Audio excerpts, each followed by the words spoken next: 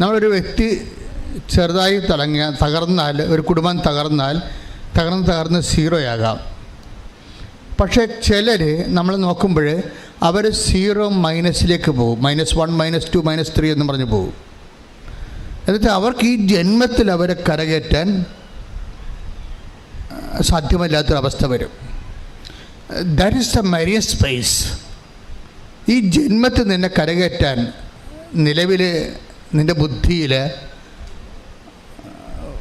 ഒരു പ്രൊവിഷൻ സാധ്യത കാണുന്നില്ലെങ്കിൽ നീ അതിനെ ഐഡൻറ്റിഫൈ ചെയ്യേണ്ടത് that is A Marian space എന്നാണ്. അമ്മ നേരിട്ട് സന്ദർശനം ചെയ്ത് നിന്നോട് ഡയറക്റ്റ് ഇൻട്രാക്ട് ചെയ്യുന്ന സ്ഥലങ്ങളാണ്. കാര്യം മറ്റെന്തെങ്കിലും സ്വാധീനങ്ങൾ, അങ്കിള്, പഠനങ്ങൾ, കഴിവുകൾ, അതുപോലെ തന്നെ നിൻ്റെ സർട്ടിഫിക്കറ്റ് വാല്യൂ, അങ്ങനെ നീ റിലേ ചെയ്യുന്ന കുറേ കാര്യങ്ങളുണ്ട്.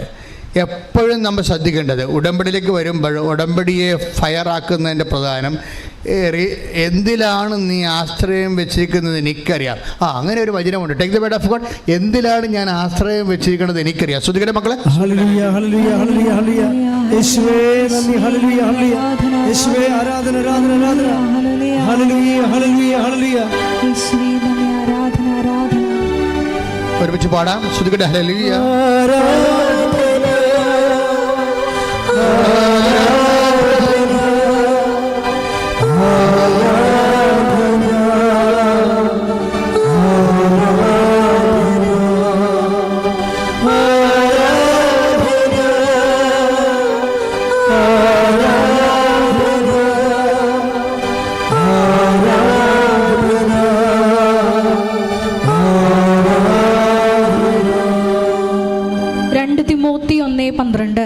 തിമോത്തി 1:12.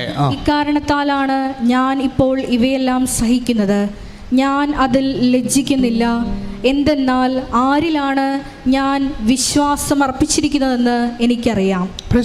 ഇതുണ്ട്, ഒന്ന് ഏറ്റു പറഞ്ഞ്, ആരിലാണ് ഞാൻ വിശ്വാസം അർപ്പിച്ചിരിക്കുന്നതെന്ന്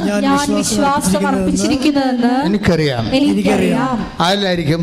it is on a person, the person Jesus. നമ്മൾ ഒരു വ്യക്തിയിലാണ് വിശ്വാസം അർപ്പിച്ചിരിക്കുന്നത്, ഒരു തത്വസംഹിതയിലല്ല. അതാണ് ആദ്യം നമ്മൾ വിശ്വാസത്തെക്കുറിച്ച് ആദ്യം പഠിക്കേണ്ടത്. കഴിഞ്ഞ ദിവസങ്ങളിലെ ഞാനത് ലിയ സെബാസ്റ്റ്യൻ ഇടുക്കിയിരുന്ന്, നല്ല സാക്ഷിയാണ്. എല്ലാ സാക്ഷ്യവും നല്ലതാണ്, പക്ഷേ സാക്ഷ്യം ബിഗിനേഴ്സിനൊക്കെ നല്ല സാക്ഷ്യമാണത്. സ്റ്റാർട്ട് ചെയ്ത് വരുന്ന ആൾക്കാർക്ക് നല്ല സാക്ഷ്യമാണ്. ലിയ സെബാസ്റ്റിൻ്റെ പ്രശ്നം എന്ന് വെച്ച് കഴിഞ്ഞാൽ, അവർക്ക് അപ്പനെയോ അമ്മയോ നേരത്തെ മരിച്ചു. അവരുടെ ബന്ധുക്കൾ ആരുമാണ് അവരെ വളർത്തിക്കൊണ്ട് വന്നത്. അപ്പോൾ നിങ്ങൾക്കറിയാമല്ലോ, അപ്പൻ്റെയും അമ്മയും ആശ്രയം പോയാൽ പകുതി ആശ്രയം പോയി. പക്ഷെ പകുതി ആശ്രയം പോയെന്ന് പറഞ്ഞാൽ അത് സ്പിരിച്വലായിട്ട് പറഞ്ഞാൽ അത് പ്ലസ് പോയിൻ്റാണ്. ശരിക്കും വിശ്വസിക്കുന്നവന് അത് പ്ലസ് പോയിൻ്റാണ്. വിശ്വസിക്കാത്തവർക്ക് അത് ദൈവം എന്നോട് അങ്ങനെ ചെയ്തു ഇങ്ങനെ ചെയ്തെന്നൊക്കെ പറഞ്ഞ് മോങ്ങി അവസാനം വരെ മരിച്ചു പോകും അവസാൾ. വിശ്വസിക്കുന്നവൻ അത് വെച്ചാണ് ബിസിനസ് ചെയ്യണത്. എന്താണ്? എൻ്റെ അപ്പനും അമ്മയും ഇല്ല, പിന്നെ ആരാണ് അപ്പൻ്റെ അമ്മയുടെ സ്ഥാനത്തുള്ളത്? 13. അതായത് ഈശോ ഇത് അപ്പനെ അമ്മയെ ഉൾപ്പെടെ ആരും ആശ്രയം വെക്കുന്നു. ഈശോയുടെ പാക്കേജ് അത് ഇല്ല. ശരിക്കും പറഞ്ഞാൽ ഉണ്ടെങ്കിൽ നല്ലതാണ്, ഇല്ലാത്തത് കൊണ്ട് ആരും അതിൻ്റെ പേരിൽ കടിച്ചു തൂങ്ങി വിഷമിച്ച് നടക്കേണ്ട കാര്യമില്ല. അതുകൊണ്ട് ഈശോ ഒരു സ്റ്റേറ്റ്മെൻറ്റ് വിഷയത്തിൽ ഇറങ്ങിയിട്ടുണ്ട്. എന്താണ്? 10:23 മത്തായിയുടെ സുവിശേഷം. ശ്രദ്ധിക്കട്ടെ. Hallelujah hallelujah hallelujah hallelujah hallelujah. യേശുവേ നന്ദി. Hallelujah hallelujah hallelujah hallelujah hallelujah. യേശുവേ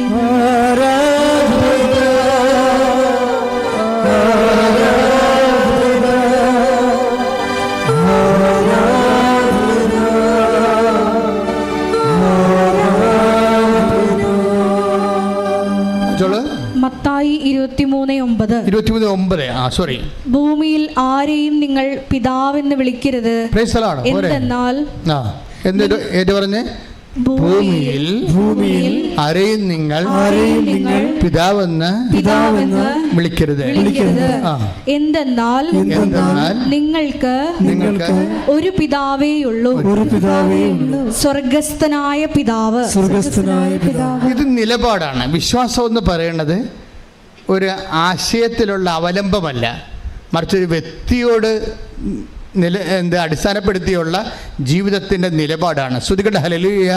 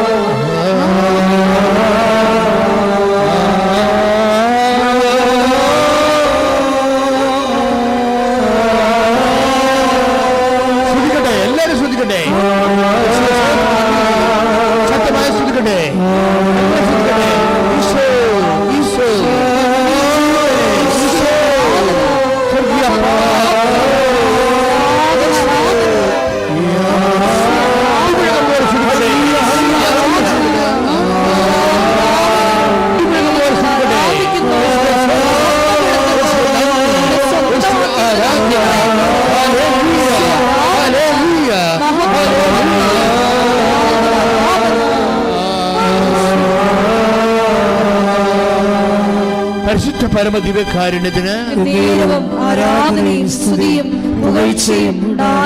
നമ്മൾ ആരാധിക്കുമ്പോഴും ദൈവത്തിന് മനസ്സിലാകണം. വേറെ ആർക്കും മനസ്സിലായില്ലെങ്കിൽ കുഴപ്പമില്ല. നമ്മൾ എല്ലാ മനസ്സോടും സർവശക്തിയോടും പൂർണ്ണ അറിവോടും സ്വാതന്ത്ര്യത്തോടും പൂർണ്ണ ഹൃദയത്തോടും കൂടിയാണ് ദൈവത്തെ ആരാധിക്കണമെന്ന്.